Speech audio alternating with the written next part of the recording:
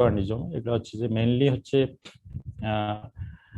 এসেলুলার, মানে single cellular হতে পারে অথবা মাল্টি সেলুলার হতে পারে, যেমন যে প্যারাসাইট অথবা এসেলুলার, বা আমরা শুধু কম্পোনেন্ট হিসেবে চিন্তা করি যদি ভাইরাস, ব্যাকটেরিয়া। যদি মাল্টি সেলুলার চিন্তা করি তাহলে হচ্ছে যে প্যারাসাইট, যেমন যে হেলমিনথিস এগুলো আর কি, বা ম্যালেরিয়া, কালাজ্বর এগুলো। ইনফেকশাস ডিজিজকে যদি আমি ক্লাসিফাই করতে চাই তাহলে আমরা তিনটা মেজর ক্লাসিফিকেশনে ক্লাসিফাই করতে পারি। একটা হচ্ছে communicable infectious disease, endogenous disease, আর একটা হচ্ছে অপরচুনিস্টিক ইনফেকশন। কমিউনিকেবল মানে আমরা বুঝতেছি যে একটা হোস্ট থেকে যদি আরেকটা হোস্টে ডিজিজ ট্রান্সমিট করে যে জীবাণুগুলোর মাধ্যমে, সেটাকে বলতেছি আমরা কমিউনিকেবল ইনফেকশাস ডিজিজ। হ্যাঁ, caused by organism transmit between host. হ্যাঁ, একটা ধরো যে আমরা এখন যদি চিন্তা করি কোভিড রোগী এর কাছ থেকে আরেকটা রোগী যাচ্ছে, তাহলে এটা ডিফারেন্টলি একটা কমিউনিকেবল ডিজিজ। হ্যাঁ, এটা এক্সাম্পল। এন্ডোজেনাস ডিজিজ মানে কি, যে আমাদের শরীরে অলরেডি কোনো অর্গানিজম আছে, এটা অন্য কোনো ফেভারেবল কন্ডিশনে যখন ডিজিজ তৈরি করে, সেটাকে আমরা বলতেছি endogenous disease, caused by colonising organism. যেমন যে আমাদের ইউটিআই হয় ইস্কেরিয়া কোলাই। ইস্কেরিয়া কোলাই কিন্তু আমাদের শরীরে থাকে, স্পেশালি লোয়ার জিআইটিতে। হ্যাঁ, এটা কোনো কারণে যদি আমাদের ইউরেথ্রায় পাস করে আসে তাহলে সেটা ডিজিজ করতে পারে, এটা বলে এন্ডোজেনাস ডিজিজ। আর অপরচুনিস্টিক ইনফেকশন কি, যখন শরীরের ডিফেন্স মেকানিজম কমে যায়। হ্যাঁ, কমে যায়, এটা কি হতে পারে, কোনো যদি তার ইমিউনোসাপ্রেসিভ কন্ডিশন থাকে, লাইক হচ্ছে যে এইডস হইলো তার, অথবা আমরা কেমোথেরাপি দিলাম, তাহলে আমাদের শরীরের যে ইমিউনো সিস্টেম এটা খুবই ডিস্টার্ব হয় বা তার ইমিউনোসাপ্রেসিভ হয়ে যায়। এই সময় কন্ডিশনে যে ডিজিজগুলো, মানে যে ইনফেকশনগুলো ডিজিজ তৈরি করে, সেটাকে আমরা বলি অপরচুনিস্টিক ইনফেকশন। তো অপরচুনিস্টিক ইনফেকশন এটা কমিউনিকেবলও হতে পারে, আবার এন্ডোজেনাস ডিজিজ, এন্ডোজেনাস যে অর্গানিজম আছে সেটা দিয়েও হতে পারে। অর্থাৎ বডির ইমিউনো ডিফেন্স মেকানিজম যদি ডিস্টার্ব হয়, তখন যে ডিজিজ বা ইনফেকশনটা হয় সেটাকে আমরা বলতেছি অপরচুনিস্টিক ইনফেকশন।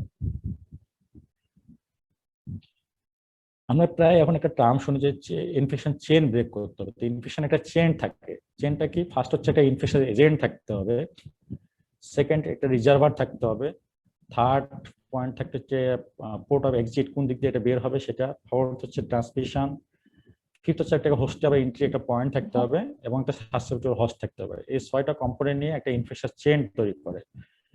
আমরা যদি এক্সাম্পল দিই, যে এখানে যদি আমরা এখনকার দিনে করোনা ভাইরাসে চিন্তা করি, তাহলে এটা একটা ইনফেকশন এজেন্ট। এটা রিজার্ভার কি, ম্যানে এটা রিজার্ভার, এখন কিন্তু এনভায়রনমেন্ট বা ওইরকম আলাদা কোনো আমরা এভিডেন্স পাই না। এক্সিট কি, এটা হচ্ছে যে এক্সিট হয় সাধারণত এখন পর্যন্ত প্রমাণিত এক্সিট হচ্ছে যে আমাদের নেজোফ্যারিঞ্জিয়াল রুট বা আমাদের এক্সপিরেটরি রুটে এটা এক্সিট হয়। ট্রান্সমিশন কি, ট্রান্সমিশন এটা হচ্ছে যে তোমার এয়ারবর্ন ট্রান্সমিশন, হ্যাঁ, অথবা ডাইরেক্ট কন্ট্যাক্টের ট্রান্সমিশন হতে পারে। এন্ট্রিটাও এখন পর্যন্ত আমরা জানি যে নেজাল রুটে এটা এন্ট্রি করতে পারে, অথবা কোনো যদি অ্যাবডাক্টেড স্কিন থাকে সেক্ষেত্রেও এটা, বা কন্ট্যাক্ট থাকে সেক্ষেত্রেও এটা এন্ট্রি করতে পারে। সাসেপ্টেবল হোস্টও এখানে ম্যান। অন্য ক্ষেত্রে ডিফারেন্ট হতে পারে, যেমন যদি আমি ম্যালেরিয়ার কথা বলি, ম্যালেরিয়া ইনফেকশন এজেন্ট, এটা রিজার্ভার কি থাকতে পারে, মসকিটো, এক্সিট কি বাইটের মাধ্যমে, ট্রান্সমিশন কি মসকিটো বাইট, হ্যাঁ, এন্ট্রি কি মানুষের ব্লাডের মাধ্যমে এন্ট্রি, মানুষ হচ্ছে সাসেপ্টেবল হোস্ট। এরকম প্রতিটা ইনফেকশন এজেন্ট একটা চেইন থাকে। হ্যাঁ, তো যখন আমরা ইনফেকশন প্রিভেন্ট করতে চাবো, তখন আমাদেরকে যে কোনো একটা পয়েন্টে যদি আমরা কাটার করতে পারি, তাহলে আমরা ইনফেকশনকে প্রিভেন্ট করতে পারবো। আইদার ইনফেকশন এজেন্টকে রিজার্ভারে থেকে বের হতে দেবো না, অথবা রিজার্ভার থেকে আমি হচ্ছে যে হোস্টের কাছে ট্রান্সমিট হতে দেবো না। এই যে কোনো একটা জায়গায় যদি আমরা ব্রেক করতে পারি, তাহলে আমরা হচ্ছে ইনফেকশন প্রিভেনশন করতে পারবো অথবা কন্ট্রোল করতে পারবো। আমরা একটা সম্ভবত মাইক্রোবায়োলজিতে ইনফেকশন এজেন্টের একটা ফর্মুলেশন জানি, যে কজ পস্টুলেট। যদি এটা সব অর্গানিজমকে ব্যাখ্যা করা যায় না, শুধু ব্যাকটেরিয়াল অর্গানিজমকে ব্যাখ্যা করা যায়, যে কজ পস্টুলেট আসলে কি, আমরা কাকে ইনফেকশন এজেন্ট বলবো, যে the same organism must B present in every case of the disease. অর্থাৎ প্রতিটা ডিজিজ পেশেন্টকে থাকে আমরা একই অর্গানিজম আইসোলেট করতে পারবো। ধরো যদি আমি 10টা টাইফয়েড রোগী দেখি, 10টা থেকে আমরা আসলে সালমোনেলা টাইফি আইডেন্টিফাই করতে পারবো। The organism must be isolated from the diseased host and grown in pure culture. এটা আমরা কালচার মিডিয়াতে আমরা কি করতে পারবো, গ্রো করতে পারবো। এবং এই কালচার থেকে যদি আমি আবার একটা অর্গানিজম আইসোলেট করে আরেকটা সাসেপ্টেবল হোস্টের মধ্যে ইনক্লুড করি, তাহলে ওখানে একই ধরনের ডিজিজ তৈরি করবে, এবং ওই সাসেপ্টেবল হোস্ট থেকে আবার আমি ওই ডিজিজ অর্গানিজমটাকে আইডেন্টিফাই করতে পারবো। এগুলা ক্রাইটেরিয়া যদি ফুলফিল করতে পারে, যে ধরনের সাবস্টেন্স বা যে ধরনের এজেন্ট তাকে আমরা তখন ইনফেকশন এজেন্ট বলি। কিন্তু এগুলা দিয়ে শুধু ব্যাকটেরিয়াগুলোকে ভালো ব্যাখ্যা করা যায় এই ফর্মুলাটা দিয়ে, ভাইরাস টাইরাসগুলোকে এইভাবে ব্যাখ্যা করা যায় না, কারণ ভাইরাস তো এইভাবে কালচার করা যায় না।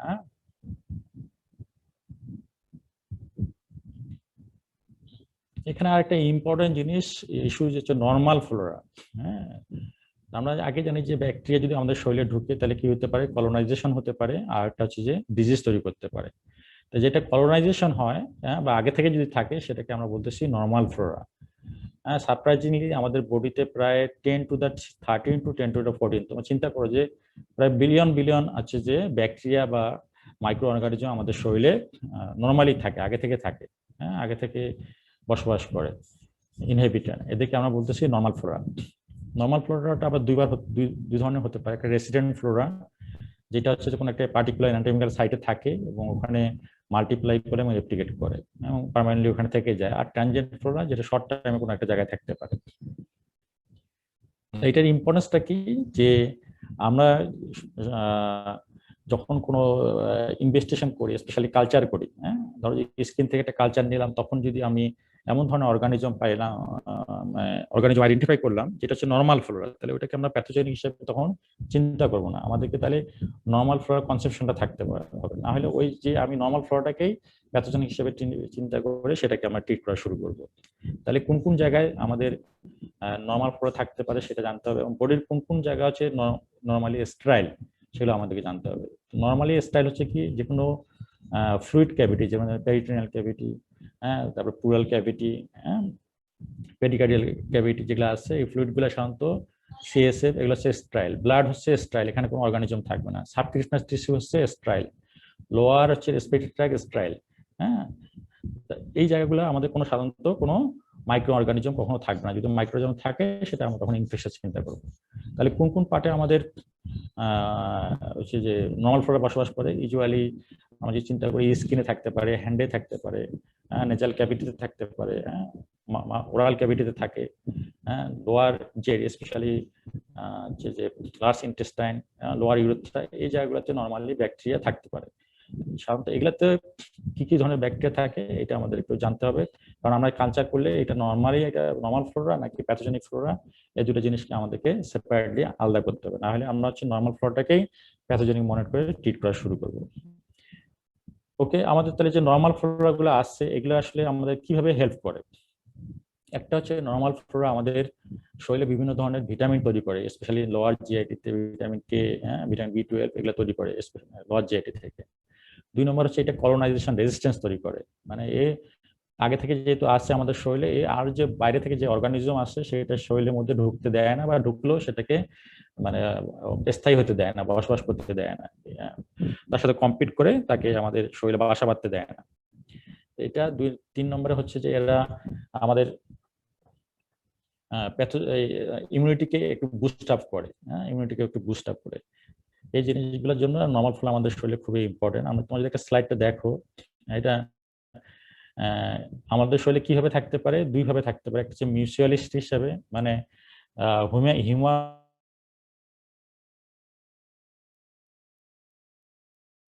হোস্ট এবং অর্গানিজম দুজনে বেনিফিট হবে, হিউম্যান হোস্টের কোনো ক্ষতি হবে না। আচ্ছা, এর ফাংশনটা কি নর্মাল ফ্লোরা, যে লোয়ার, আমি আগে বলছি lower gastrointestinal tract bacteria synthesise and excrete vitamin K and vitamin বি12 সিনথেসিস করে।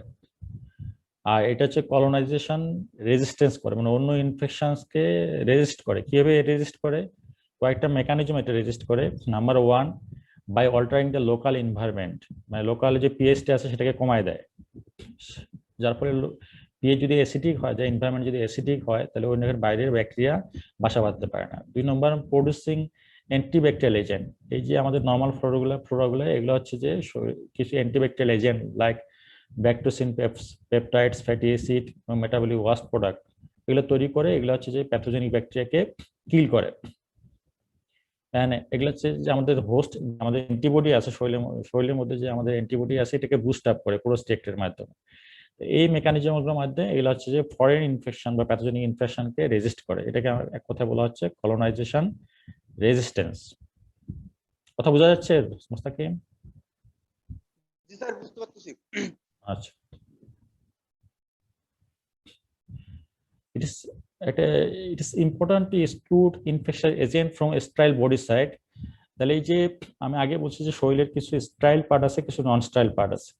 তাহলে স্টাইল পার্ট, নন স্টাইল পার্ট থেকে ইউজুয়ালি শরীরের যে স্টাইল পার্ট গুলাতে অর্গানিজম আসে না। কেন আসে না বা আসতে কি কি মেকানিজম বাধা সৃষ্টি করে, তার মধ্যে একটা হচ্ছে যে number 1, the mucociliary escalator transport environmental material deposited in the respiratory tract to the নাসোফ্যারিংস।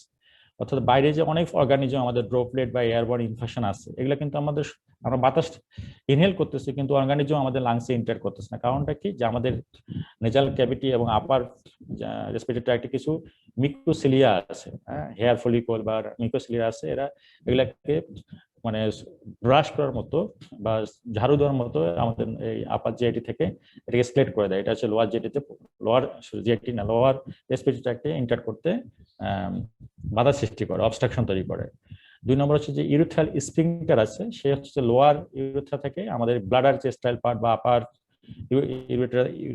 Ureter এখানে ইনফেকশনকে রিস্ক করতে প্রিভেন্ট করে। 3 নম্বর হচ্ছে স্কিন, যেমন ফিজিক্যাল ব্যারিয়ার আছে, স্কিন অথবা lining of the gastrointestinal tract, এরা হচ্ছে সাবকিউটেনিয়াস টিস্যু অথবা ব্লাড স্ট্রিমে ইনফেকশন রিস্ক করতে প্রিভেন্ট করে। এই নরমাল ফ্লোরা গুলা কি কখনো ডিজিজ তৈরি করতে পারে কিনা? হ্যাঁ পারে। কখন পারবে? যদি কয়েকটা মেকানিজম এটা করতে পারে। একটা হচ্ছে যদি এক্সেসিভ ওভারগ্রোথ হয়, যতটুকু থাকার কথা এক জায়গায় ধরো যে 10টার জায়গায় যদি 2000 হয়ে যায়, তখন এরা হচ্ছে যে ওভারগ্রোথ হয়ে গেলে তখন এরা হচ্ছে যে ডিজিজ তৈরি করতে পারে। আর একটা কি করতে পারে, যদি ট্রান্সলোকেশন হয়, নর্মাল সাইট থেকে অন্য কোনো সাইটে পৌঁছে যায়, তাহলে সে ডিজিজ করতে পারে। যেমন স্কিনের যে আমাদের অর্গানিজম গুলো আছে, স্টাফাইলোকোকাস অরিয়াস, বা ক্যান্ডিডা অ্যালবিনিকা, এই যে অর্গানিজম আছে, এরা স্কিনে কোনো ক্ষতি করতেছে না, সমস্যা তৈরি করতেছে না। কিন্তু কোনো কারণে যে ব্লিচ অফ দ্য স্কিন হয় বা আমরা সার্জারি করি, তখন যদি ওই অর্গানিজম গুলা আমাদের সাবকিউটেনিয়াস টিস্যু বা ব্লাড স্ট্রিমে রিস্ক করে, তখন কিন্তু ওখানে তোমার হচ্ছে প্যাথোলজি তৈরি করবে। তাহলে নর্মাল ফ্লোরা ডিজিজ তৈরি করতে পারে 3টা মেকানিজম। একটা হচ্ছে যদি এক্সেসিভ ওভারগ্রোথ হয়, আর একটা হচ্ছে যে ট্রান্সলোকেশন হয় সেম ইন্ডিভিজুয়ালে, আর একটা হচ্ছে যদি তোমার হচ্ছে যে ক্রস রিয়াকশন হয়, অর্থাৎ একটা মানুষের নর্মাল ফ্লোরা যদি আরেকটা হিউম্যান হোস্টে চলে যায়, তাহলে সে ডিজিজ তৈরি করতে পারে। এটাকে বলে ক্রস রিয়াকশন। তাহলে 3টা মেকানিজমে কিন্তু নর্মাল ফ্লোরা ডিজিজ তৈরি করতে পারে। আমার নর্মাল ফ্লোরা আমার ডিজিজ তৈরি করবে না, কিন্তু এখান থেকে আমার কাছ থেকে যদি আরেকজনের কাছে যায়, তাহলে সেখানে সে ডিজিজ তৈরি করতে পারে। ট্রান্সলোকেশন রেজাল্ট ফ্রম, ট্রান্সলোকেশনে কিভাবে হয়, যে যদি সারফেসে কোনো ব্রিজ হয় বা পেনিট্রেশন হয়, তাহলে হতে পারে, অথবা যদি ইউরিনারি ট্র্যাক্টে কোনো ইনজুরি হয় সেই ক্ষেত্রে হতে পারে, অথবা কোনো যদি আর্টিফিশিয়াল প্রসেসিং ইউজ করা হয় সেটাও হতে পারে, অথবা সার্জারি যদি করা হয় সে জায়গায়ও তোমার ট্রান্সলোকেশন হতে পারে। Normal Flora also contribute to disease by cross infection in which organism that are colonizing one individual cause disease when transferred to another more susceptible individual. অর্থাৎ একটা ইন্ডিভিজুয়াল থেকে অন্য একটা ইন্ডিভিজুয়ালে গেলে সে তখন ডিজিজ তৈরি করতে পারে। এখানে একটা পিকচার দেখা যাচ্ছে, তোমরা দেখতে পাচ্ছ, এখানে ডাইভারশনও আছে, যে দেখো যে কোন কোন জায়গায় কি কি অর্গানিজম থাকে। সাধারণত কমন সাইড স্ক্যাল্পে স্কিনের মতো থাকে। তো স্কিনে কি থাকে, coagulase negative, staphylococcus, staph aureus, corynebacterium species, propionibacterium, hands, vagina, large bowel, small intestine, pharynx, nares. এই জায়গাগুলো শুধু সাইডগুলো একটু মনে রাখলে হবে। কি কি অর্গানিজম, এতগুলো মনে রাখা ডিফিকাল্ট। কিন্তু যখন আমরা কালচার রিপোর্ট ইন্টারপ্রেট করব, তখন আমাদেরকে চিন্তা করতে হবে যে এই জায়গা থেকে যদি আমরা কোনো কালচার পাঠাই, তাহলে এটাকে নর্মাল ফ্লোরা নাকি প্যাথোজেনিক ফ্লোরা, তখন এটা 4টা মিলে দেখতে হবে। তাহলে কোন কোন সাইটে আমাদের সাধারণত নর্মাল ফ্লোরাগুলো ইউজুয়ালি থাকে, আমরা পাওয়া যায়, সেটা হচ্ছে scalp, nares, oral cavity, pharynx, skin, hands, perineum, vagina, small bowel and large bowel. এই জায়গাগুলোতে ইউজুয়ালি নর্মাল ফ্লোরা পাওয়া যায়। তাহলে এই সাইটগুলো আমাদের মনে রাখতে হবে, এবং কি কি অর্গানিজম পাওয়া যায় তোটা মনে রাখার দরকার নাই, কিন্তু যখন আমি কালচার রিপোর্ট ইন্টারপ্রেট করব, তখন আমাকে এই জিনিসটা মাথায় রাখতে হবে যে এটা আসলে কি প্যাথোজেনিক অর্গানিজম নাকি ওই সাইটের জন্য এটা নরমালি পাওয়া যায়।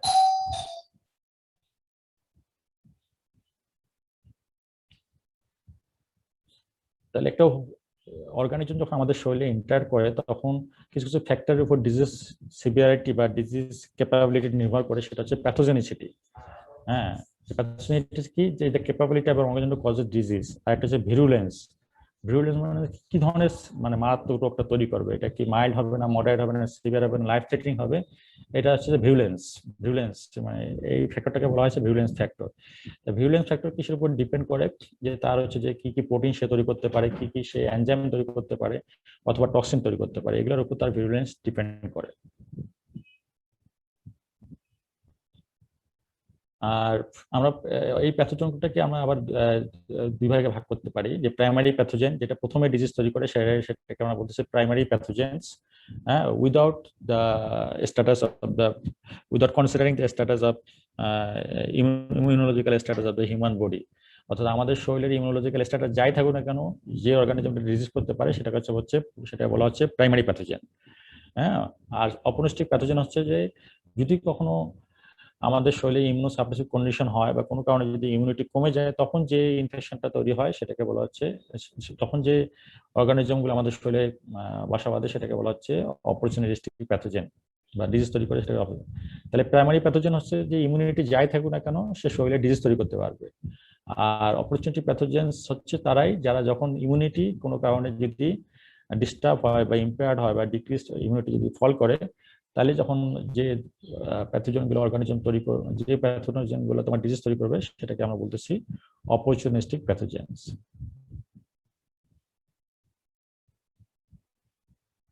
যদি কোনো একটা প্যাথোজেন ডিজিজ প্রডিউস করে তাহলে তার কিছু ক্যারেক্টারিস্টিক থাকবে। হ্যাঁ, কিছু ক্যারেক্টারিস্টিক থাকবে। নাম্বার ওয়ান হচ্ছে যে sell and colonizing bacteria by various method including sequestration। তাহলে প্রথমে হচ্ছে কিভাবে তারা ডিজিজটা মানে সাকসেসফুলি একটা প্যাথোজেন ডিজিজ তৈরি করতে পারে। নাম্বার ওয়ান হচ্ছে তারা যে আমাদের শরীরে হোস্ট সেল থাকে এবং যে কলোনাইজিং ব্যাকটেরিয়া তাদের সাথে কম্পিটিশন করবে নিউট্রিশনের জন্য। আচ্ছা, দুই নম্বর হচ্ছে যে they use a separate metabolic pathway different from the colonising bacteria. তো কলোনাইজিং ব্যাকটেরিয়া যে ধরনের মেটাবলিক পাথওয়ে ইউজ করে এটা তারা হচ্ছে যে করবেন না, তারা অন্য একটা মেটাবলিক পাথওয়ে ইউজ করবে। তিন নম্বর হচ্ছে দে প্রোডিউস দ্য ব্যাকটেরিওসিনস। হ্যাঁ, তাহলে আমরা আগে জানছি যে নর্মাল ফ্লোরা কিন্তু মানে অ্যান্টিবায়োটিক যেহেতু সাবস্টেন্স তৈরি করে kill the colonising bacteria, to kill the pathogenic bacteria. ঠিক একইভাবে সেম এই মেথডে কি করছে যে প্যাথোজেনিক ব্যাকটেরিয়াও কিন্তু মানে কিছু অ্যান্টিবায়োটিক বা অ্যান্টিব্যাকটেরিয়াল প্রোডাক্ট তৈরি করতে পারে two kill the colonising bacteria. অর্থাৎ কলোনাইজিং ব্যাকটেরিয়া যেমন প্যাথোজেনিক ব্যাকটেরিয়াকে কিল করার চেষ্টা করবে, প্যাথোজেনিক ব্যাকটেরিয়া কিন্তু সেরকম হচ্ছে যে নর্মাল ফ্লোরা বা রেসিডেন্ট ব্যাকটেরিয়াকে কিল করার চেষ্টা করবে। 4 নম্বর হচ্ছে মটিলিটি, যে এই প্যাথোজেনিক ব্যাকটেরিয়া একটা ক্যারেক্টারিস্টিক ভালো থাকবে হচ্ছে মটিলিটি। এটা হচ্ছে যে একটা জায়গা থেকে আরেকটা জায়গায় সে পৌঁছতে পারবে। যেমন যে নর্মালি যে কলোনাইজিং ব্যাকটেরিয়া ইউজুয়ালি এক জায়গা থেকে আরেক জায়গায় পৌঁছতে পারে না, কিন্তু এদের মটিলিটি থাকার কারণে এরা হচ্ছে স্টাইল পার্ট নন স্টাইল পার্ট থেকে স্টাইল পার্টে ইউজুয়ালি রিস্ক করতে পারে। হ্যাঁ, আর এটা হচ্ছে যে এই ব্যাকটেরিয়াগুলোর একটা কিছু প্রপার্টি থাকে, তারা হচ্ছে তাদের সারফেসে অ্যাডিসিন মলিকিউল থাকে, এই অ্যাডিসিন মলিকিউলের কারণে এরা সহজে হোস্ট সেলের সাথে অ্যাটাচড করে। And number 6, they can produce toxin. They can produce toxin, that is endotoxin and exotoxin. এই টক্সিনের মাধ্যমে তারা ডিজিজ প্রডিউস করতে পারে। তাহলে নাম্বার 1 হচ্ছে they compete with host cells and colonizing bacteria for sequestration of nutrition. Number 2, they use the alternate metabolic pathway. Number 3, they produced antibacterial substance that kill the resident bacteria or colonizing bacteria. Number 4, they have the motility, so they can reach from non-sterile part to sterile part, and they have the adhesin molecules, so they easily attach the cells and can produce, finally they can produce toxin, that is exotoxin and endotoxin, that causes many diseases. তাহলে এই ক্যারেক্টারিস্টিকগুলো যদি থাকে তাহলে সেটা যাদের এই characteristic যত বেশি থাকবে সে তত সিভিয়ার ডিজিজ প্রডিউস করতে পারবে। এন্ডোটক্সিন কি? এন্ডোটক্সিনটা একটু যে আমরা জানি এন্ডোটক্সিন হচ্ছে গ্রাম নেগেটিভ সেল ওয়ালে লাইসিস করলে যেটা লাইপোপ্রোটিজ লাইসিস করে যে টক্সিনটা আসে সেটা হচ্ছে যে endotoxin. This is the lipid A domain of gram negative bacterial outer membrane lipopolysaccharide. তাহলে এটা কখন রিলিজ হয়? It is released when bacterial cells are damaged and has generalized inflammatory effect। অর্থাৎ ব্যাকটেরিয়া মারা গেলে এটা সাধারণত পাওয়া যায়। এন্ডোটক্সিন কি লিভিং ব্যাকটেরিয়া থেকে যে টক্সিনটা রিলিজ হয় সেটা হচ্ছে যে exotoxin. Exotoxin more dangerous than endotoxin. এখানে কিছু এক্সাম্পল আছে এক্সোটক্সিন মেডিয়েটেড ডিজিজ, যেমন যে antibiotic associated diarrhoea, botulism, cholera, diphtheria, haemolytic anaemia, necrotising pneumonia, tetanus, toxic shock syndrome, এগুলো সাধারণত এক্সোটোজিন মিডিয়েটেড ডিজিজ। এখন যদি কোনো একটা শরীরে আমাদের ইনফেকশন ঢুকছে, এটাকে আইডেন্টিফাই করার জন্য বা এটা ডায়াগনোসিস করার জন্য আমরা কি কি টেস্ট করতে পারি? হ্যাঁ, তাহলে আমরা হচ্ছে টেস্ট করতে পারি যে ধরনের টেস্টকে আমরা ক্লাসিফাই করতে পারি টেস্টগুলোকে 4 ভাগে। একটা হচ্ছে নন স্পেসিফিক টেস্ট, একটা ডাইরেক্ট ডিটেকশন, আর একটা হচ্ছে কালচার, আর একটা হচ্ছে antibody detection. Non specific marker of inflammation আর ইনফেকশন। নন স্পেসিফিক মানে কি, যেটা আসলে ওই ইনফেকশনের জন্য স্পেসিফিক না, যে কোনো ইনফেকশন হলে এই ধরনের প্যারামিটার পাওয়া যেতে পারে। সে যদি কোনো কারো ব্যাকটেরিয়াল ইনফেকশন হয়, তাহলে আমরা ইউজুয়ালি কি পাবো? নিউট্রোফিলিক লিউকোসাইটোসিস পাবো। কারো যদি ভাইরাল ইনফেকশন হয়, তাহলে সাধারণত লিম্ফোসাইটোসিস পাওয়া যায় এবং নিউট্রোপেনিয়া পাওয়া যায়। তাহলে এগুলো কিন্তু অনেক কন্ডিশনও পাওয়া যেতে পারে। দ্যাটস ওয়াই এগুলো বলা হচ্ছে যে নন স্পেসিফিক। তাহলে কি নন স্পেসিফিক মার্কার আছে, যেমন যে ফুল ব্লাড কাউন্ট বা total blood count, CRP, cell count urinary pus cell কতটুকু থাকে, সিএসএফ প্রোটিন, এটাকে প্রোটিনের উপর ভিত্তি করে আমরা চিন্তা করি এটা আসলে ব্যাকটেরিয়াল নাকি ভাইরাল নাকি টিউবারকুলার। হ্যাঁ, তাহলে এগুলো হচ্ছে নন স্পেসিফিক। কারণ নন স্পেসিফিক এই সেন্সে যে এটা আসলে যদি নিউট্রোফিলিক লিউকোসাইটিস তো ব্যাকটেরিয়াল ইনফেকশন না, অনেক ধরনের যে কাজে পাওয়া যেতে পারে। যদি কারো রিউমাটয়েড আর্থ্রাইটিস হয়, তাহলেও নিউট্রোফিলিক হতে পারে। কারো যদি অন্য যে কোনো ইনফ্লামেটরি কন্ডিশন থাকে, সেক্ষেত্রেও তোমার নিউট্রোফিলিক লিউকোসাইটিস হতে পারে। সুতরাং এটা ওই ইনফেকশনে যে পার্টিকুলারলি ডিজিজের জন্য রেসপন্সিবল, এটা বোঝায় না। হ্যাঁ, যেমন আমরা যদি এখন কোভিড সিচুয়েশনে চিন্তা করি, তাহলে এখানেও কিন্তু কোভিড যে ভাইরাল ইনফেকশন, এটা অনেক সময় নিউট্রোফিল লিউকোসাইটোসিস পাওয়া যায় এবং হচ্ছে যে lymphocyte neutrophil lymphocyte ratio more than 3.5 হয়। অর্থাৎ নিউট্রোফিল যদি 80% হয়, লিম্ফোসাইট দেখা যাবে যে মোর দ্যান লেস দ্যান 20 বা লেস দ্যান 15 এরকম পাওয়া যেতে পারে। অর্থাৎ ভাইরাল ইনফেকশনে ইউজুয়ালি লিম্ফোসাইটোসিস হয়, but Covid is a viral infection, কিন্তু এখানে ইউজুয়ালি নিউট্রোফিলিয়া পাওয়া যায় এবং হচ্ছে যে নিউট্রোফিল কাউন্ট লিম্ফোসাইটের থেকে অনেক বেশি থাকে। তো সেজন্য আমরা এই টেস্টগুলোকে বলা হচ্ছে non specific marker of inflammation or infection. আর কনফার্মেশনের জন্য কি করতে হবে? আমাদের ডাইরেক্ট ডিটেকশন করতে হবে। ডাইরেক্ট ডিটেকশনটা কি? যে ডাইরেক্টলি আমরা হচ্ছে যে কোনো অর্গানিজম ফুললি আইডেন্টিফাই করতে পারি, অথবা এর কোনো অ্যান্টিজেন আইডেন্টিফাই করতে পারি, অথবা এর কোনো টক্সিনকে আইডেন্টিফাই করতে পারি, অথবা এর কোনো নিউক্লিক অ্যাসিড কম্পোনেন্টকে আইডেন্টিফাই করতে পারি। এই যে কোনো একটাকে যদি আমরা আইডেন্টিফাই করতে পারি, তাহলে আমরা হচ্ছে যে মনে করবো যেটা কনফার্মেটরি টেস্ট। তাহলে অর্গানিজম অথবা অর্গানিজমের কোনো কম্পোনেন্ট অথবা এর টক্সিন, বা এর হচ্ছে যে নিউক্লিক অ্যাসিড সিকুয়েন্স, এগুলোকে যদি আমরা আইডেন্টিফাই করতে পারি, তাহলে সেটাকে বলা হচ্ছে ডাইরেক্ট ডিটেকশন। ডাইরেক্ট ডিটেকশন আমরা কিভাবে করতে পারি? নাম্বার 1 হচ্ছে মাইক্রোস্কোপি, যেমন কি গ্রাম স্টেনিং, আমরা কোনো গ্রাম পজিটিভ অর্গানিজম বা আমরা ডাইরেক্ট লাইট মাইক্রোস্কোপে দেখতে পারি। হ্যাঁ, বা অ্যাসিড ফাস বেসিলাস, এটা আমরা হচ্ছে লাইট মাইক্রোস্কোপে দেখতে পারি। আর detection of the organism component, যেমন অ্যান্টিজেন টেস্ট আমরা কিসে করতে পারি? যেমন ডেঙ্গু NS1 অ্যান্টিজেন, এটা আমরা করতে পারি। হ্যাঁ, নিউক্লিক অ্যাসিড অ্যামপ্লিফিকেশন, এখন তো দেখতেছো বা শুনতেছো বারবার যে আরটিপিসিআর, মানে আমরা হচ্ছে যে ভাইরাস ডিটেকশন করতে পারি, ভাইরাস সিকোয়েন্সে, ভাইরাসের নিউক্লিক অ্যাসিড পিসিআর এর মাধ্যমে। এগুলোকে বলা হচ্ছে ডাইরেক্ট ডিটেকশন টেস্ট। নাম্বার 3 হচ্ছে culture plus antimicrobial sensitivity testing. তাহলে কোনো একটা অর্গানিজমকে আমরা যদি কোনো একটা আর্টিফিশিয়াল মিডিয়া কালচার করতে পারি, কালচার করার দুইটা উদ্দেশ্য, যে একটা হচ্ছে যে এটা একই ধরনের অনেক সময় যদি শরীরে স্মল অ্যামাউন্ট অফ অর্গানিজম থাকে, তাহলে লাইট মাইক্রোস্কোপে এটা চোখে দেখা যায় না, কিন্তু এটাকে যদি আমরা মিডিয়া কালচার করি, তাহলে অর্গানিজমের সংখ্যা আমরা মাল্টিপ্লাই করতে পারবো, তাহলে তখন ইজিলি ডিটেকশন করা যাবে। এটা একটা অ্যাডভান্টেজ। নাম্বার 2 অ্যাডভান্টেজ হচ্ছে যে এটা অ্যান্টিবায়োটিক, কোন ধরনের অ্যান্টিবায়োটিক এই অর্গানিজমটা সাসসেপ্টেবল, এটা আমরা আইডেন্টিফাই করতে পারবো, যেটা অন্য কোনো মেথডে করা সম্ভব না। তাহলে কালচারের সুবিধা আছে যে অর্গানিজম ডিটেকশনে আমরা হেল্প নিতে পারি, and at the same time we can detect the antimicrobial sensitivity. Fourth antibiotic detection. বিভিন্ন ধরনের অ্যান্টিবায়োটিক ডিটেকশন টেস্ট আছে, যেমন যে আইসিটি ফর কালাজ্বর, আইসিটি ফর ম্যালেরিয়া, এটা এক্সাম্পল, অথবা ইন্টারফেরন গামা রিলিজিং অ্যাসিড, যদি এটা ইউজ হয় না আজকাল টিউবারকুলোসিসের ক্ষেত্রে, আমরা এই টেস্টটা ইউজ করতে পারি। এখন হচ্ছে যে আমরা কিভাবে একটা স্যাম্পল ল্যাবরেটরিতে পাঠাবো, এই জন্য কিছু আমাদের মেথড বা স্টেপ ফলো করতে হবে। নাম্বার 1 হচ্ছে যে কমিউনিকেশন।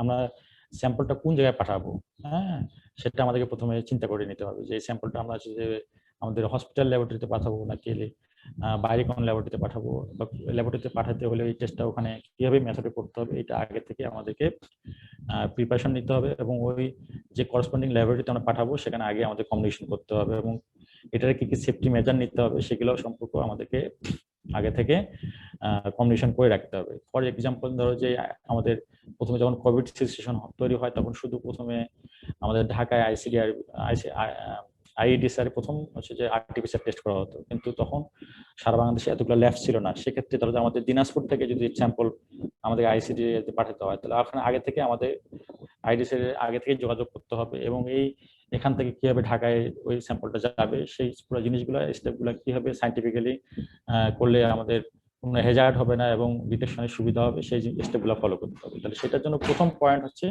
আমাদেরকে কমিউনিকেশন করতে হবে, ওই ল্যাবরেটরির সাথে আগে থেকে কমিউনিকেশন করতে হবে। নাম্বার 2, আমি কোন জায়গা থেকে স্যাম্পল নেব, ইন্ডিকেশন। তো আমার যদি ইউটিআই হয়, আমি তাহলে যদি ইউটিআই হলে আমি যদি নেজাল সোয়াব নেই তাহলে তো ওটাতে আমাদের কোনো অর্গানিজম আইডেন্টিফাই হবে না, তাই না? তাহলে ইউটিআই হলে আমাকে ইউরিনে নিতে হবে। হ্যাঁ, তাহলে ক্লিয়ার ইন্ডিকেশন কি, কোন জায়গা থেকে স্যাম্পলটা নিতে হবে। যেমন যে আমি যে কোভিড চিন্তা করি তাহলে ব্লাড পাঠালে তো লাভ হবে না, তাহলে আমাকে মাউথ ক্যাভিটি অথবা নেজাল ক্যাভিটি থেকে আমাকে সোয়াব নিতে হবে। তাহলে কোন জায়গা থেকে আমার ইন্ডিকেশনটা কি এবং কোন জায়গা থেকে সোয়াব নিতে হবে এটাও কিন্তু জানা থাকতে হবে। 3 নম্বর হচ্ছে কি ধরনের কন্টেনার ইউজ করবো। হ্যাঁ, এটাকে আমরা সিম্পলি গ্লাস টিউব করবো নাকি প্লাস্টিকের কন্টেনার নাকি স্পেশাল কোনো কন্টেনার ইউজ করবো, যেমন আর্টিফিশিয়াল জন্য স্পেশাল কন্টেনার ইউজ করতে হয়। হ্যাঁ, তারপরে কালেকশন, কিভাবে কালেকশন করব। যদি ব্লাড কালচার আমরা করি তাহলে স্পেশালি ইনফেক্টিভ এন্ডোকার্ডিয়াস ফুল এসেপটিক টেকনিক ইউজ করতে হবে ব্লাড কালচারের জন্য। 3 সেট আমাদের হচ্ছে যে টিউব লাগবে। এই জিনিসগুলো আমাদের আগে থেকে প্রিপেয়ার্ড হতে হবে। তাহলে কালেকশন করবো কিভাবে এটাও আমাদের জানা থাকতে হবে। এরপর কালেকশন পরে লেভেলিং এ থাকবে নাম, তারপরে বয়স, তারপরে পেশেন্টের রেজিস্ট্রেশন নাম্বার এবং তার শর্ট একটা ক্লিনিক্যাল হিস্ট্রি, যে কি ডিজিজে ভুগতেছে, কতদিন ধরে ভুগতেছে, এই যে নোট থাকতে হবে। এই নোটগুলো আমরা সহ পেশেন্টকে রিকোয়েস্ট ফর্মে নিয়ে আমরা হচ্ছে লেবেলিং করবো। লেবেলিং করে আমরা হচ্ছে যে ল্যাবে তখন পাঠাই দেবো।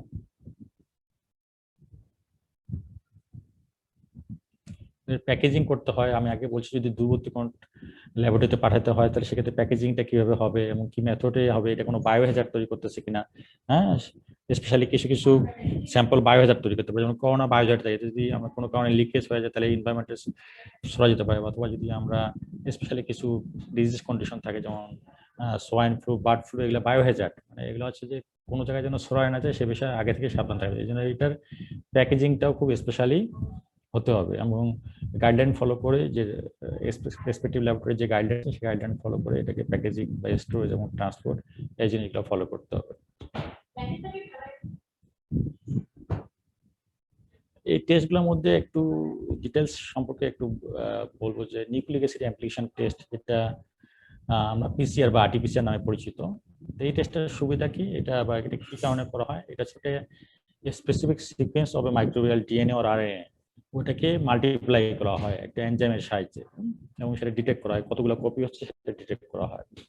তাহলে specific sequence of microbial DNA and RNA are identified using a nucleic acid primer which is amplified exponentially by enzyme to generate multiple copies of the specific sequence. That means একটা অর্গানিজমের ডিএনএ আরএনএ পার্টিকুলার সিকোয়েন্স নিয়ে ওটাকে অনেকগুলো copy তৈরি করা হয়, copy তৈরি করে সেটাকে ডিটেক্ট করা হয়। এই নিউক্লিক অ্যাসিড অ্যাপ্লিকেশন টেস্টে যেটা কমনলি ইউজ হয় সেটা হচ্ছে যে পিসিআর, পলিমারেজ চেইন রিঅ্যাকশন, আর একটা হচ্ছে যদি আরএনএ ভাইরাস থাকে সেটাকে বলা হচ্ছে রিভার্স ট্রান্সক্রিপশন পিসিআর, যেটা আমাদের কোভিডের জন্য এখন ইউজ হচ্ছে, আগে হেপাটাইটিস সি এবং এইচআইভির জন্য ইউজ করা হতো। এই পিসিআর বা হচ্ছে যে নিউক্লিক অ্যাসিড অ্যাপ্লিকেশন টেস্ট বা আরটিপিসিআর এর সুবিধা কি, একটা সুবিধা হচ্ছে যে এটা কোন ধরনের সেরোটাইপ আছে সেটা আমরা আইডেন্টিফাই করতে পারি। আগে যেমন যে হেপাটাইটিস সি ভাইরাস আইডেন্টিফাই করা যেত এটার সাথে, at the same time hepatitis C ভাইরাসের 4টে সেরোটাইপ আছে, serotype A B C D বা সেরোটাইপ 1 3 4। হ্যাঁ, তো কোন সেরোটাইপ আছে সেই সেরোটাইপটা আগে আইডেন্টিফাই করা যেত। আর এখনকার আমরা সুবিধা দেখতেছি যে আমাদের কোভিড এর বা করোনা ভাইরাসের কতগুলা স্ট্রেন বের হচ্ছে, সবগুলো আমরা হচ্ছে যে আরটিপিসিআর এর মাধ্যমে ডিটেক্ট করতে পারতেছি। ডেল্টা ভ্যারিয়েন্ট, ইন্ডিয়া যে করোনা ভাইরাস ইটসেলফ প্লাস হচ্ছে কি ভ্যারিয়েন্ট আছে সেই ভ্যারিয়েন্ট গুলো আমরা এই পিসিআর এর মাধ্যমে আইডেন্টিফাই করতে পারতেছি। এবং কি ধরনের টক্সিন ডিজিজ প্রডিউস করে সেটাও আমরা এটার মাধ্যমে জানতে পারি। হ্যাঁ, যে এটা একটা যে কি জিনটা এটার জন্য রেসপন্সিবল ডিজিজ প্রডিউস করার জন্য এই অর্গানিজম, সেই টক্সিন জিনটাকেও এই পিসিআর এর মাধ্যমে আইডেন্টিফাই করা সম্ভব। আর এটা একটা অ্যাডভান্টেজ হচ্ছে র্যাপিড ডায়াগনোসিস করা যায়, এবং এটা সাধারণত কমনলি ইউজ করা হয় ভাইরাস আইসোলেশনে, যদিও এটা অনেক সময় ব্যাকটেরিয়া স্পেশালি সিএসএফ এবং হচ্ছে যে ব্লাড বা টিস্যু ব্যাকটেরিয়া আইডেন্টিফাই করার জন্য ইউজুয়ালি ইউজ হয়, কিন্তু কমনলি এটা ভাইরোলজি ভাইরাস আইডেন্টিফাইয়ের জন্য ইউজ করা হয়। তাহলে সুবিধা হচ্ছে যে আমরা হচ্ছে যে এটা সেরোটাইপগুলো আইডেন্টিফাই করতে পারি, দ্রুত করা যেতে পারে, এবং হচ্ছে যে কোনো টক্সিন জিন যেটা আছে সেটাও আইডেন্টিফাই করতে পারি, এবং ভাইরাস যেটা আমরা কমনলি কোনো জায়গায় কালচার করতে পারি না সেই ভাইরাসকে আমরা এটার মাধ্যমে আইডেন্টিফাই করতে পারি। এবং আরেকটা সুবিধা হচ্ছে এটা blood sample, respiratory sample, স্টুল, urine সবগুলো স্যাম্পল থেকে ভাইরাস আইডেন্টিফাই করতে পারে। অ্যান্টিবডি আমরা কিভাবে ডিটেক্ট করতে পারি?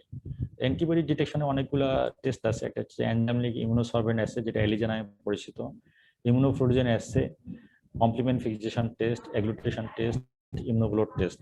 এই টেস্টগুলো হচ্ছে যে অ্যান্টিবডি ডিটেকশন, কোনো অর্গানিজমে অ্যান্টিবডি আছে কিনা সেটা আমরা ডিটেক্ট করতে পারছি। এটা indirect method to detect micro organism. এখন আসলে যে আমরা কিভাবে ইনফেকশন কন্ট্রোল করতে পারি, what is the infection prevention control? Infection prevention and control বলতে কি বোঝা যায়? Infection prevention and control describes the measure applied to the population with an aim to breaking the chain of infection. অর্থাৎ আমরা যে একটা ইনফেকশন চেইন চিন্তা করলাম, যে infection agent, reservoirs, exit, transmission, entry and susceptible host, এই যে চেইনটা আছে এই চেইনটা কোনো একটা জায়গায় ব্রেকিং করা, সো দ্যাট ইনফেকশন যাতে একজনের কাছ থেকে আরেকজনের কাছে স্প্রেড না করে, সেটা কিভাবে করতে পারে, যে মেজারটা না হয় এটা করার জন্য সেটাকে বলা হচ্ছে ইনফেকশন প্রিভেনশন এন্ড কন্ট্রোল। এটার একটা ডেফিনিশন যদি আমরা বলি, তাহলে infection prevention control describe the measure applied to the population with the aim of breaking the chain of infection. এটা কি স্টেপ আমরা এটা করতে পারি? এটা করার জন্য আমাদের কাছে কিছু স্টেপ আছে।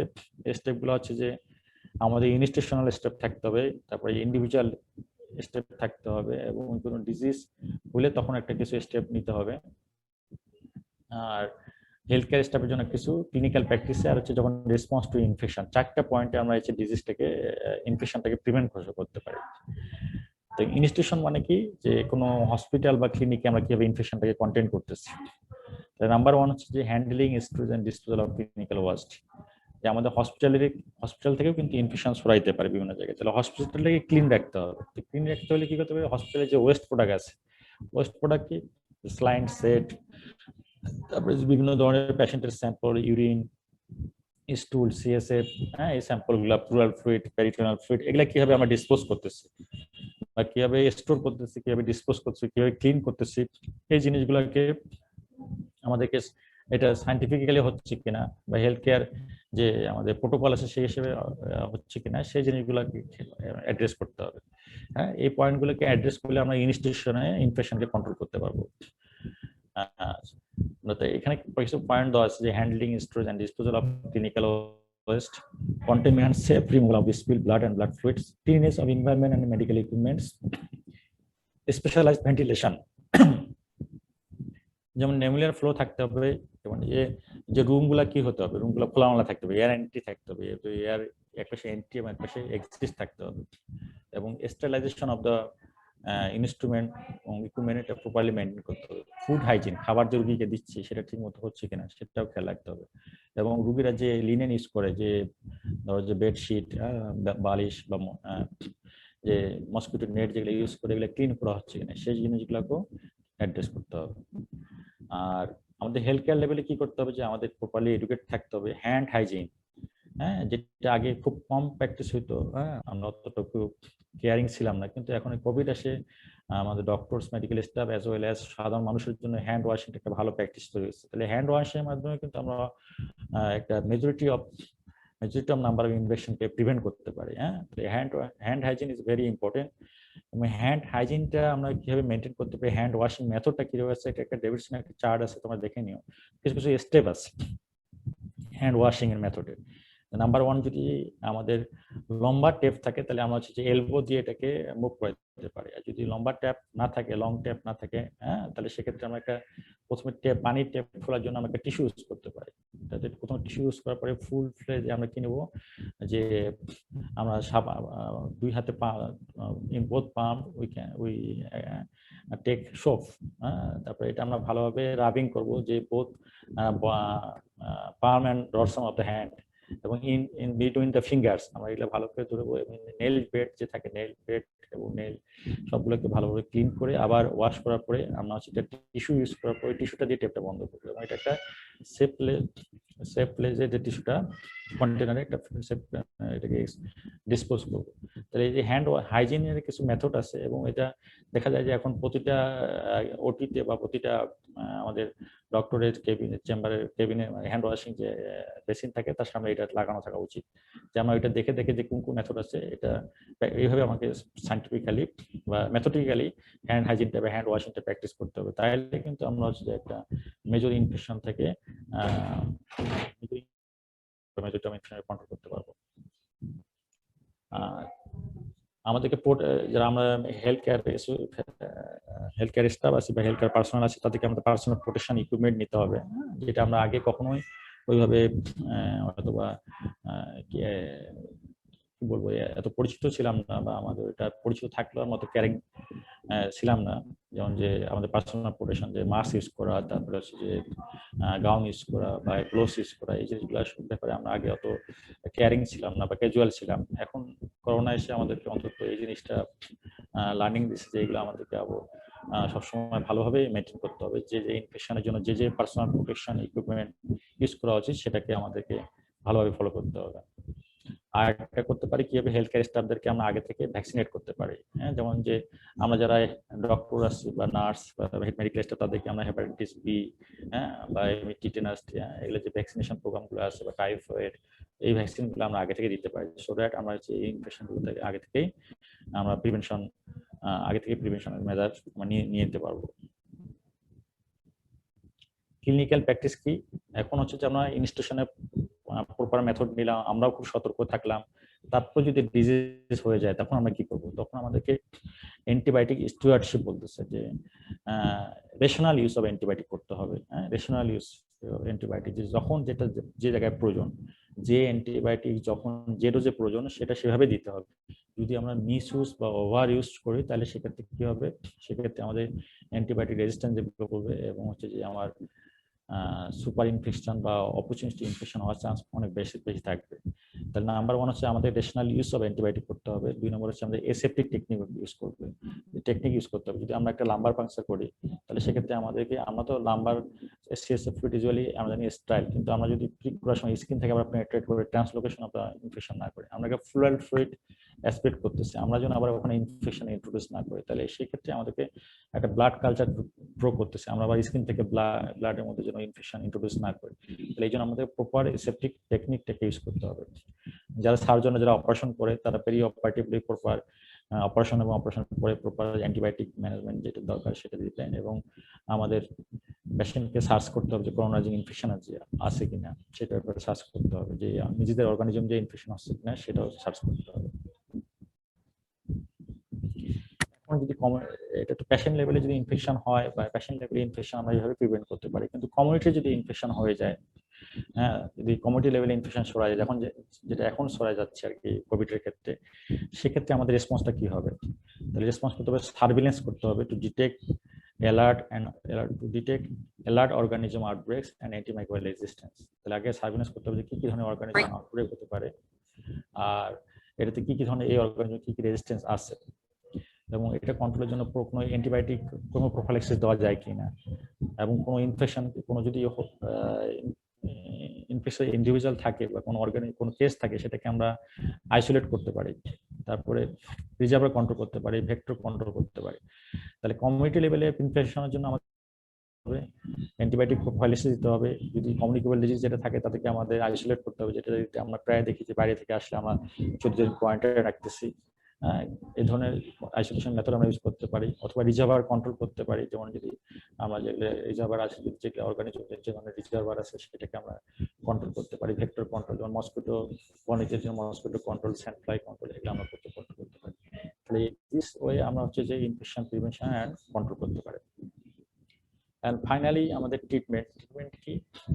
ট্রিটমেন্ট হচ্ছে যে আমাদেরকে ট্রিটমেন্টের উদ্দেশ্য যে পেশেন্টকে আমরা যে মিনিমাম অ্যান্টিবায়োটিক এবং মিনিমাম অ্যান্টিবায়োটিক ইউজ করবো, অপটিমাইজ অ্যান্টিবায়োটিক ইউজ করবো, এবং চেষ্টা থাকবে যাতে আমাদের অ্যান্টিবায়োটিক প্রেসক্রিপশনের মাধ্যমে অ্যান্টিবায়োটিক রেজিস্ট্যান্স কম ডেভেলপ করে বা ডেভেলপ না করে। তো সেক্ষেত্রে আমাদেরকে কি করতে হবে, যে অ্যান্টিবায়োটিক প্রেসক্রিপশনের আগে আমাদেরকে জানতে হবে লোকাল ওই জিওগ্রাফিক্যাল এরিয়ায় কি ধরনের অ্যান্টিবায়োটিক কি অর্গানিজমের ক্ষেত্রে সাসেপ্টেবল। তো সেক্ষেত্রে আমাদের প্রপার কালচার যে রিপোর্ট বা এপিডেমিওলজিক্যাল সার্ভে রিপোর্ট এটা সবসময় থাকা লাগবে। ধরো আমাদের দিনাজপুরে ইউটিআই এর ক্ষেত্রে কি অ্যান্টিবায়োটিক কাজ করে, এটা ধরনের সবসময় একটা রিসার্চ থাকা লাগবে যে কি কি অর্গানিজম এখানে আইডেন্টিফাই হচ্ছে ইউটিআই এর জন্য, কি কি অ্যান্টিবায়োটিক আছে। এই জন্য মানে হেপাজারলি অ্যান্টিবায়োটিক প্রেসক্রিপশন করা যাবে না।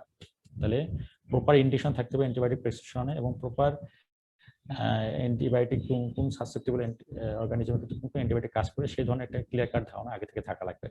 এই জন্য আমাদের কন্টিনিউয়াস ওই জায়গাগুলোতে এপিডেমিওলজিক্যাল সার্ভে করতে হবে যে কি কি অর্গানিজম আছে এবং এই অর্গানিজমগুলো কি কি অ্যান্টিবায়োটিক এগেইনস্টে সাসেপ্টেবল। এই নলেজগুলো থাকলে আমরা সেই অনুযায়ী অ্যান্টিবায়োটিক প্রেসক্রিপশন করলে আমরা পেশেন্টকে কিউর করতে পারবো। অ্যান্টিবায়োটিক বা অ্যান্টিমাইক্রোবিয়াল এজেন্ট একটা মেথড। আরেকটা হচ্ছে যে আমরা প্রপার ভ্যাকসিনেশন করতে পারি, যে আমরা আগে থেকে কি কি ভ্যাকসিনেশন নিতে পারি সেই জিনিসগুলো আমাদের আগে থেকে চিন্তা করতে হবে। যেমন আমাদের যে ইপিআই শিডিউল আছে, ইপিআই শিডিউল ক্রস করে গেলে যদি আমাদের লেভেলে যারা অ্যাডাল্ট আছে তাদেরকে আমরা আগে থেকে কোনো ভ্যাকসিনেশন দিতে পারি কিনা, যেমন যে টিটেনাস, টিআইজি বা আমাদের হেপাটাইটিস বি, অথবা হচ্ছে যে টাইফয়েড ভ্যাকসিন, এগুলো আমার যেটা ভ্যাকসিন অ্যাভেলেবেল আছে সেগুলোকে আমরা ভ্যাকসিন নিতে পারি। কারো যদি ইমিউনোসাপ্রেসিভ কন্ডিশন থাকে, ধরো যে কারো স্প্লেকটমি করা হলো, তাদেরকে আমরা আগে থেকে নিউমোকক্কাল বা মেনিকোকক্কাল এই ধরনের ইনফ্লুয়েঞ্জা ভ্যাকসিন, এই ভ্যাকসিনগুলো আগে থেকে দিয়ে নিতে পারি। তাহলে একটা আমরা প্রপার অ্যান্টিবায়োটিক, তারপরে হেলথ এডুকেশন এবং হচ্ছে যে ভ্যাকসিনেশন, এগুলোর মাধ্যমে পেশেন্টকে আমরা ট্রিট করতে পারি। ঠিক আছে, দিস আর দ্য আজকে এই পর্যন্ত। তাহলে this are the slides of basic principal of infections. তোমাদের কোনো কোয়ারি থাকলে মোস্তাকিম করতে পারো। মোস্তাকিম, হ্যালো। হ্যাঁ, তোমাদের কারো কোয়ারি থাকলে করতে পারো।